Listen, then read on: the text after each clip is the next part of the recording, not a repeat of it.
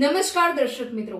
SD news Gujarati channel પર આપનું સ્વાગત છે અને હું આપની સાથે વૈશાલી પોબારુ કરીશું નજર આજના સમાચાર પર।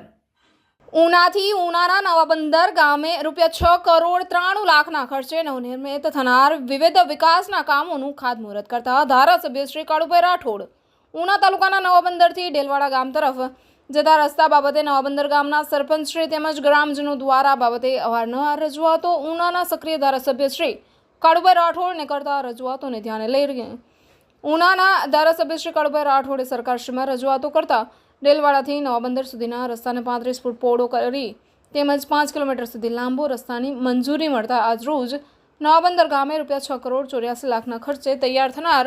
ડામર રોડનું કામ તેમજ 5 લાખના ખર્ચે બનનાર જાહેર શૌચાલયનું કામ તેમજ 4 લાખના ખર્ચે તૈયાર થનાર સ્નાનઘાટના કામનું ખાતમુહૂર્ત ઉનાના ધારાસભ્ય શ્રી કાળુભાઈ રાઠોડના વરદ હસ્તે કરવામાં આવ્યું હતું। આ તકે જિલ્લા ભાજપ પ્રમુખ રાજુભાઈ ડાભી, જિલ્લા પંચાયત સદસ્યના પ્રતિનિધિ બાબુભાઈ બાંભણિયા, સરપંચ સોમવારભાઈ મજેઠિયા, ઉપસરપંચ હરકિશનભાઈ સોલંકી, કોળી સમાજના પટેલ જિજ્ઞેશભાઈ,